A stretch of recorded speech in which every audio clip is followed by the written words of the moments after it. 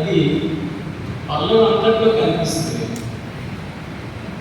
దేవుని సేవలో మనం పిలువబడినందుకు కృతజ్ఞతతో అది ఎంతో సంతోషకరమైన జీవితం అని దేవుని స్తోత్రం చెల్లించాలి.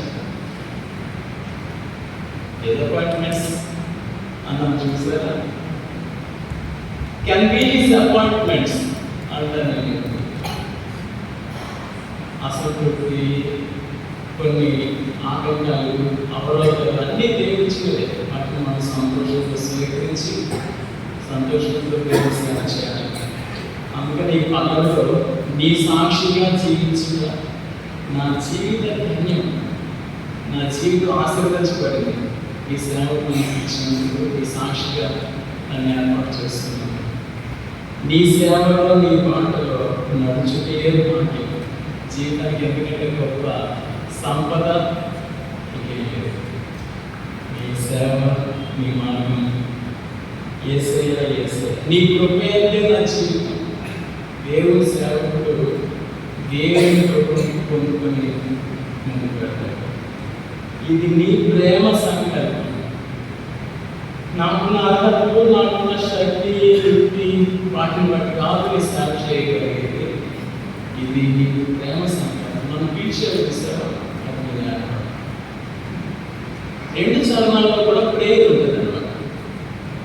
Prayer of a servant of God. ఏంటి ఆ ప్రార్థన అంటే దేవుని చిత్తాన్ని మనం గమనించేటట్టు, ఆయన మార్గాలను తెలుసుకునేటట్టు, ఆయన మహిమపరిచేటట్టు, నీలో నిలుచుట లేదు, ఆయనలోనే మనం స్థిరంగా ఉండేటట్టుగా ఆయన మనకు మంచి నేరు ఇవ్వాలి అనేది ఒక ప్రార్థన.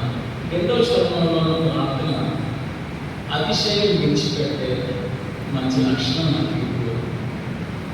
చాలాసార్లు దీన్ని ఆధారంగా చేసుకొని సేవకులు కూడా బ్రతుకుతూ ఉండడం అది దేవుని ఏర్పాటు కానే కాదు, అది దేవుని చిత్తానికి విరోధమైనది.